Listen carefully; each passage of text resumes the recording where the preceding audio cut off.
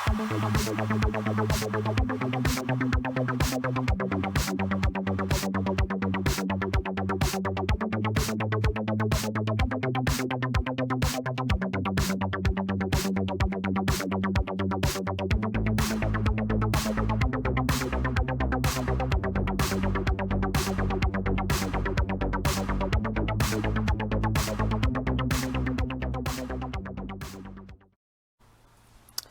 there.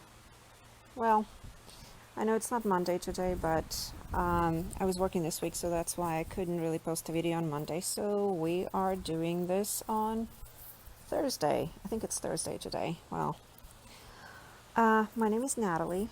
I am the founder of Disaster Responder Assets Network, and you all know we are a community that is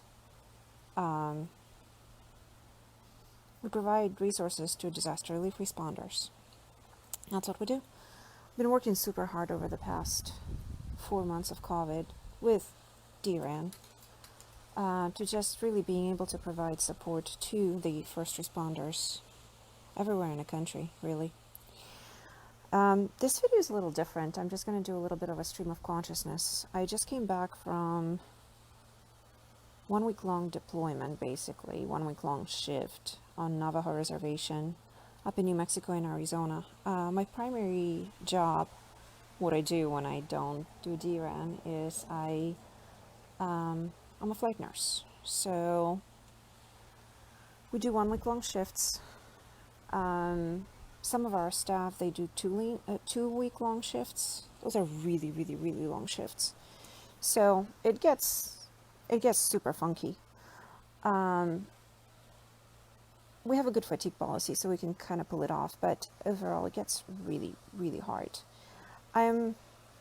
This shift was really hard. I'm mildly heartbroken and definitely really tired. But we were still removing patients out of Navajo Reservation like nobody's business. Lots of really young people that are coming out of the reservation, intubated, super high peeps, super high pips, just super difficult to sedate, and it really hasn't stopped. If anything, it's increased now. It's definitely going full speed. And it's kind of funny because like now it's just, we're like, what, 4 or 5 months into it, and we somewhat got used to it, and it's just hysterical. Like the responses already now are so different. We had to go get food, and we went out to a drive-through, and it's literally a drive-through, right? So we drive up to the counter, and the girl is not opening her window. She doesn't want to engage with us, and she's pointing to she's doing like point to the sign showing that, like, put a mask on. So luckily I had my N95 in there, so I'm going ahead, put my mask on, and she's still not opening the window and pointing to my partner, who's sitting right next to me, and pointing like, hey, she needs to put a mask too. So, and my partner didn't have a mask, and she's sitting there, she's like, I don't know what to do. So what she does, she brings her shirt and pulls it over her face. And the second she did that, the girl opens the window and gives us our, asks us our name and then gives us our order.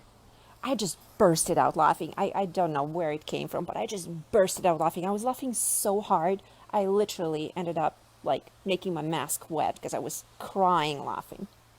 So that was the fun part about my shift. But really,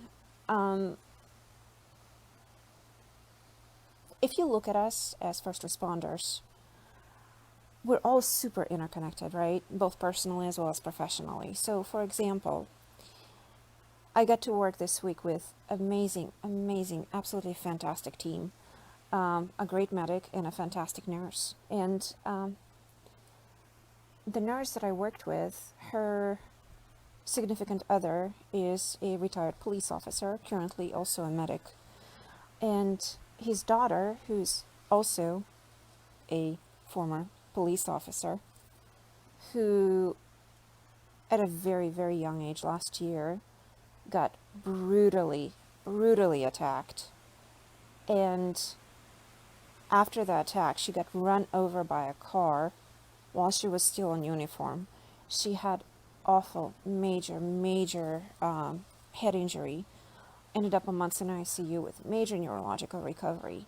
And it's just absolutely heartbreaking because we're all interconnected. How many of us have other halves that are police officers, medics, firefighters? It's so very common for us to be interbred on our personal life. And myself included, my significant other is a retired officer.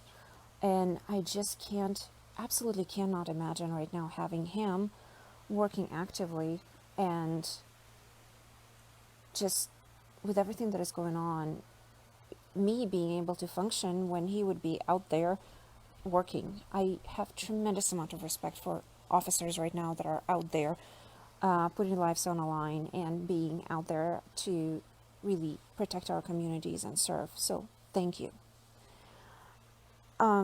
It's just remember how we're all interconnected, because like, yes, personal life for sure, we're all interconnected, but also on a professional level, like as a nurse, as a flight nurse, there's no way in the world I could do my job without police officers, without my firefighters, without my dispatchers, without physicians, without emergency departments, ICUs. Like, we're all super connected. We're all in this together.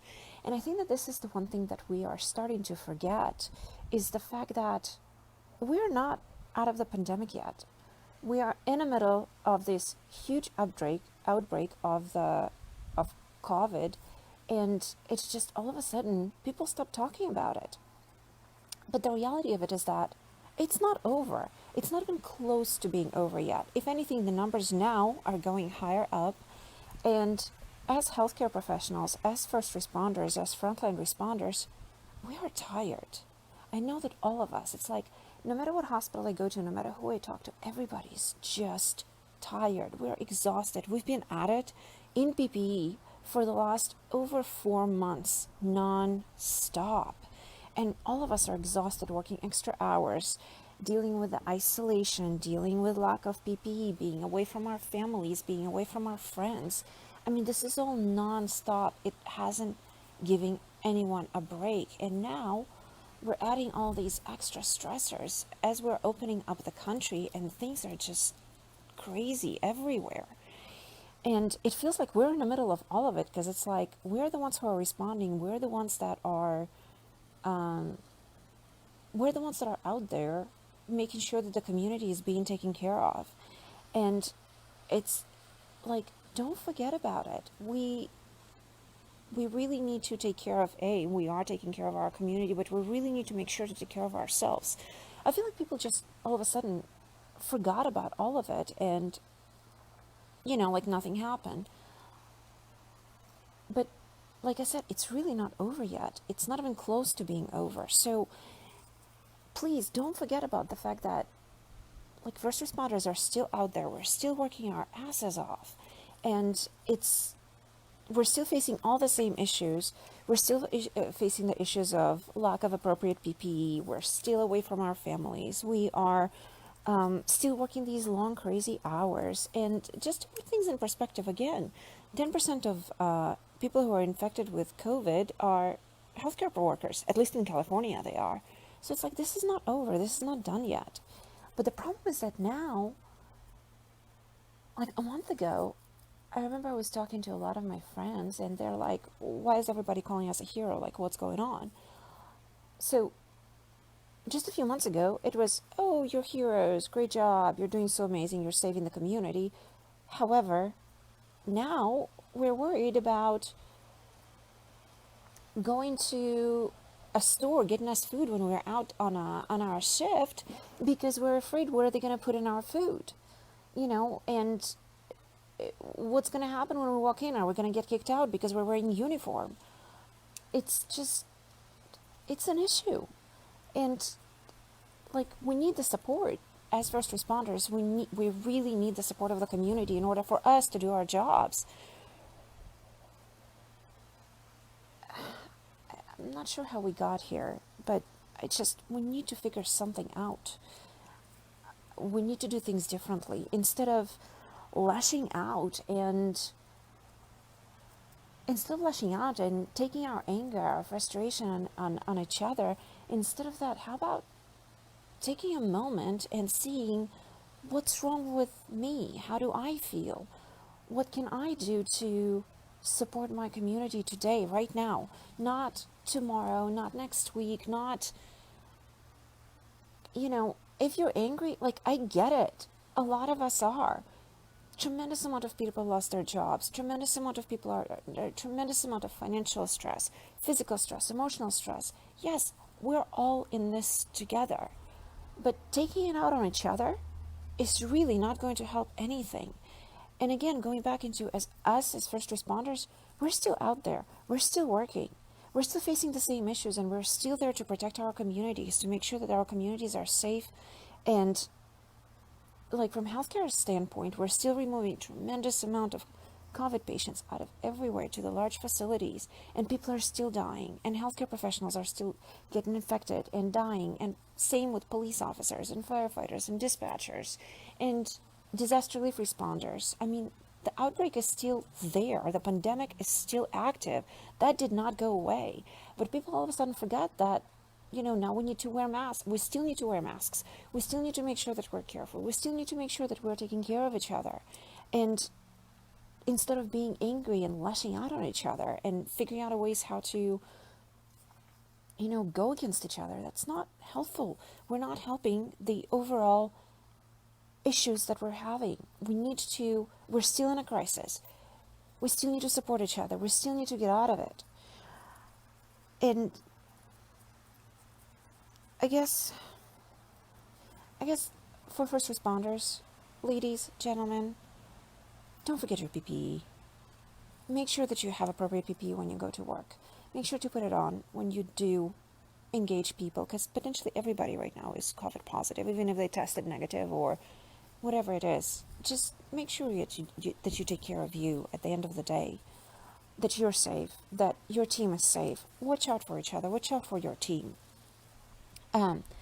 Really, we're all in this together. All of us, the community is, the first responders are. Please watch out for each other, both on a physical level as well as on a psychosocial level. Look at your partner, look at your team, see how they're doing psychosocially.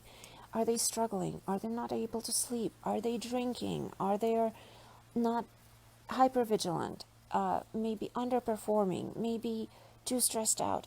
Again, unable to sleep, eating too much, eating too little, anxious, more, almost, I don't know, more aggressive, like whatever the differences are. Assure to give each other support. Be gentle with each other. Again, we're all in this together, and together with the community as well. If you see somebody who is struggling, please tell them to reach out. There are a tremendous amount of resources that are available for first responders specifically, including us, but not us alone. There are many nonprofits that have variety amount of resources. We have quite a few resources available for first responders with either peer support meetings. We hold them 4 times a week. We have the ability to refer you to clinicians that are specifically trained to take care of first responders.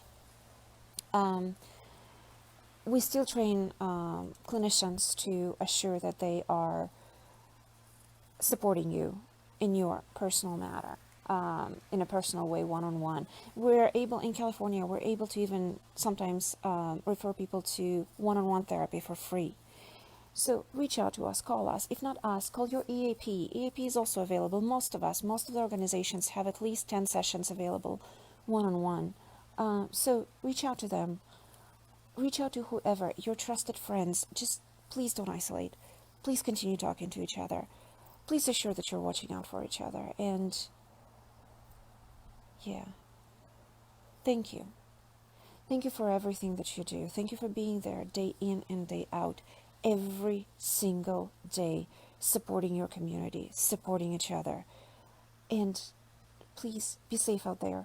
Put your PPE on. Watch out for your team. Watch out for each other. And again, be safe out there. Thank you.